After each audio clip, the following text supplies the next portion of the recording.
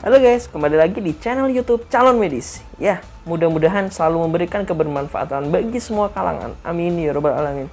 Di video kali ini kita akan membahas dan berdiskusi bersama seperti yang ada di judul bahwa kita akan membahas misteri di balik ruang isolasi COVID-19. Oke, sebelumnya kita akan memulai pembahasan kita. Jangan lupa subscribe, like, dan share ke teman-teman kalian supaya channel ini bisa bermanfaat bagi semuanya. Jangan lupa di-subscribe, like, dan komen agar channel YouTube Calon Medis dapat tetap memberikan informasi yang bermanfaat. Subscribe itu gratis loh bro. Semoga bermanfaat. Amin. Kenapa sih kita membahas tentang COVID lagi? Ya karena masyarakat awam yang belum tahu persis COVID terkini dan tidak tahu yang dikerjakan tenaga kesehatan atau yang kita fokuskan di sini adalah perawat. Ya, mungkin kita bertanya-tanya, apa sih yang dilakukan mereka di balik hazmat mereka? Penasaran? Tonton sampai habis.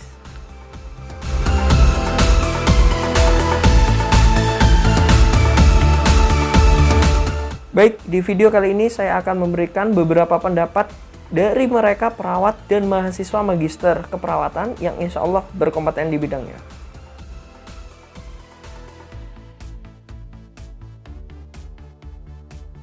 Kasus COVID di Indonesia setiap hari makin bertambah. Penambahan kasus ini nggak terjadi di satu wilayah, tetapi hampir di seluruh wilayah di Indonesia. Penambahan kasus ini mengakibatkan masyarakat Indonesia ini makin khawatir dan makin takut, karena gejala-gejala yang ditimbulkan ini makin beragam, belum adanya pengobatan, juga fasilitas kesehatan dan tenaga kesehatan yang terbatas. Jadi pelayanan kesehatannya belum bisa maksimal dalam menangani kasus COVID. Bagi tenaga kesehatan, kasus COVID ini adalah sebuah tantangan karena selain memberikan pelayanan kesehatan yang terbaik, tetapi mereka juga harus menjaga diri mereka dari paparan virus. Saya pribadi sangat sedih sekali karena memang berita di daerah-daerah sudah mulai tinggi angka kasusnya, karena belakangannya kita tahu yang sangat tinggi kasus ada di ibu kota DKI Jakarta. Tetapi ternyata angka yang sudah lumayan landai naik juga ada di daerah-daerah seperti Sumatera, Kalimantan, Sulawesi, dan juga di Jawa Tengah seperti itu.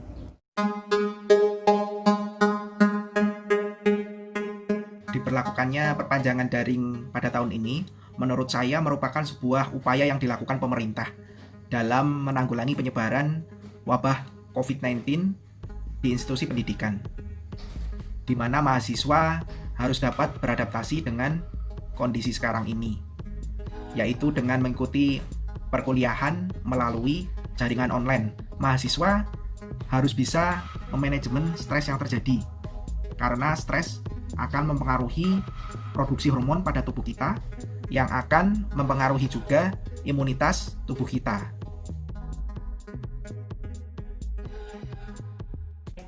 Perawat memiliki tanggung jawab, di mana tanggung jawab sebenarnya sebagai perawat adalah memenuhi kebutuhan dasar pasien. Nah, untuk pasien, terutama pasien COVID ini, pemenuhan kebutuhan dasarnya yang bermasalah terutama adalah masalah oksigenasi. Jadi untuk masalah oksigenasi ini, perawat di isolasi bertanggung jawab dalam pemenuhannya.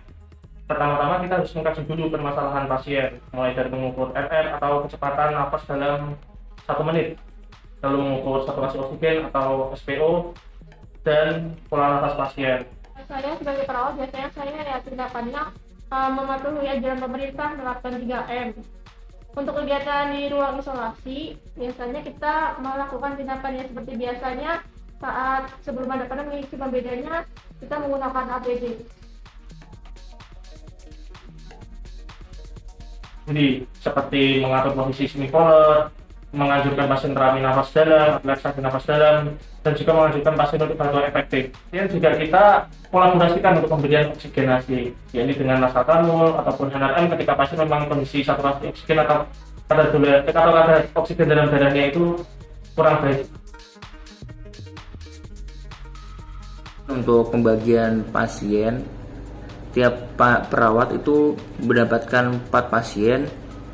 Namun kalau dalam kondisi tertentu seperti ada pasien terpasang dengan high flow nasal kanul, satu perawat itu hanya memegang 2-3 pasien seperti itu. Karena biar observasinya lebih ketat, biar kita memantau pasiennya dan melihat kondisi pasien lebih maksimal seperti itu. Yang biasanya dilakukan kepada pasien yang berada di ruang perawatan intensif adalah memenuhi segala kebutuhan dasar mereka, baik itu kebutuhan eliminasi, kebutuhan makan dan minum, dan kebutuhan yang lain-lain yang tidak bisa dipenuhi oleh pasien secara mandiri akan dibantu sepenuhnya oleh perawat. Selain itu, peran perawat ICU juga memfasilitasi hubungan antara keluarga dengan pasien. Kita ketahui bersama bahwa pasien-pasien COVID yang berada di ruangan perawatan intensif, mereka tidak bisa ketemu oleh keluarga mereka. Oleh karena itu, disinilah peran perawat untuk memfasilitasi hubungan antara keluarga dengan pasien yang sedang menjalani perawatan di ruang ICU. Jelas, kami selalu was-was dan waspada pastinya dalam melayani pasien rawat jalan. Kami tidak tahu riwayat perjalanan pasien sebelumnya dari mana, pernah kontak dengan siapa saja, riwayat kesehatannya bagaimana, kita tidak mengetahui. Walaupun sebelum masuk ke ruangan kami sudah ada screening COVID, tapi apakah itu menjamin pasien tersebut bebas COVID atau sedang menunggu hasil swab? Kita tidak tahu.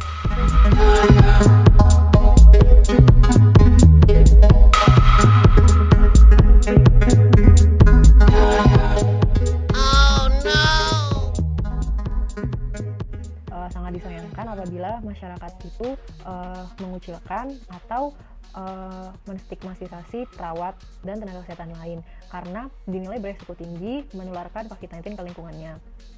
Padahal seharusnya masyarakat itu memberikan dukungannya kepada para tenaga kesehatan atau perawat sebagai bentuk motivasi eksternal agar tenaga kesehatan tetap semangat sebagai garda terdepan.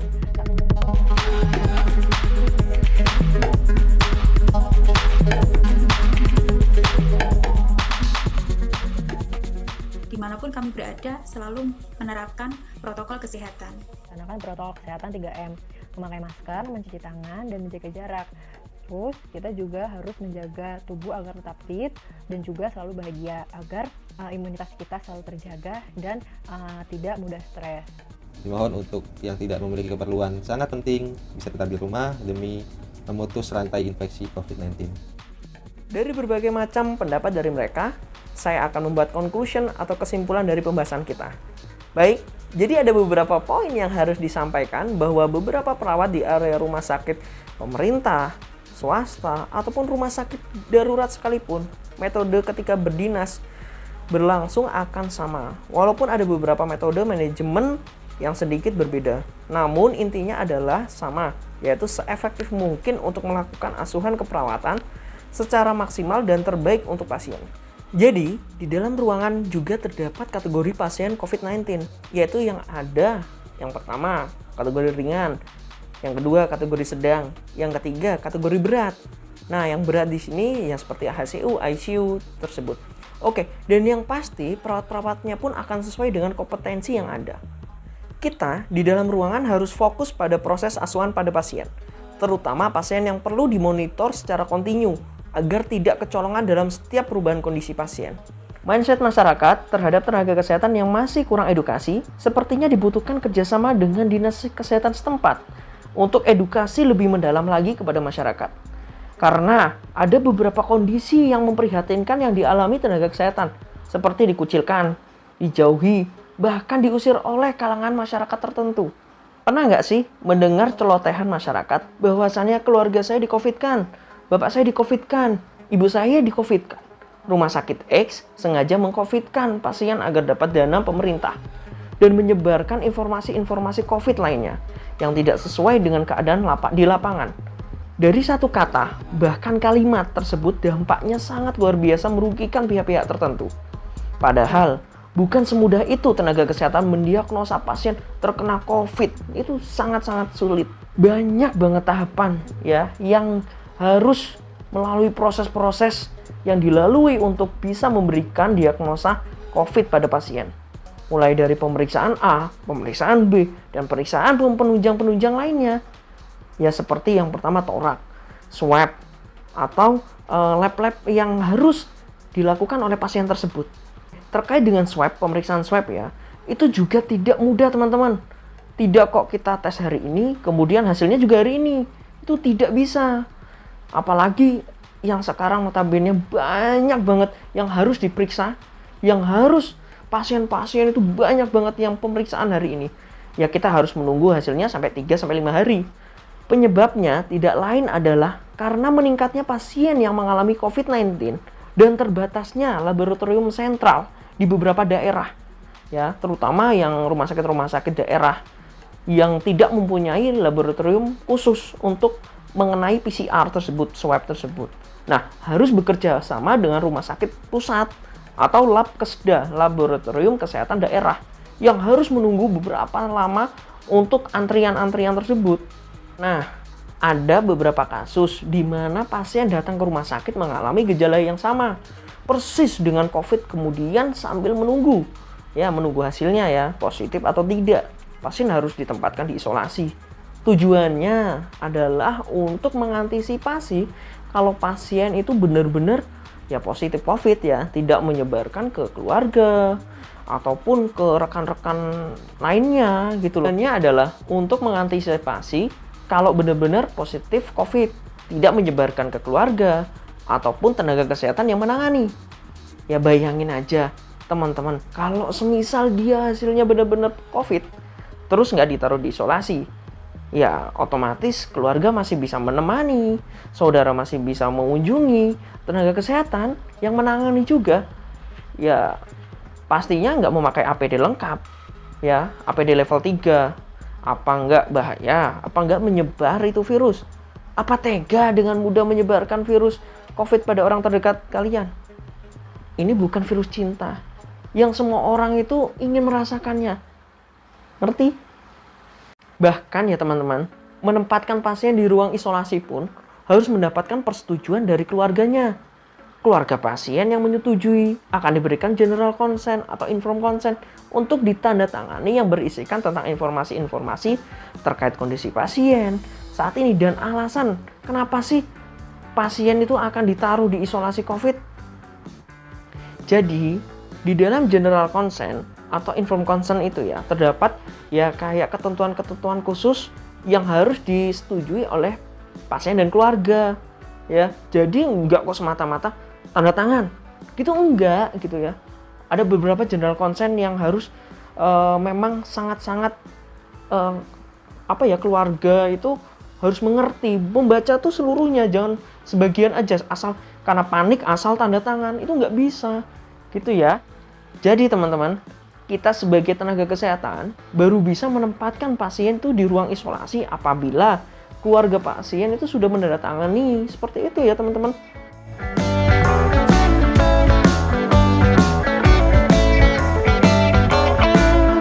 Jadi teman-teman, mendiagnosa pasien terkena COVID itu tidak gampang seperti membalikan telapak tangan kini ya.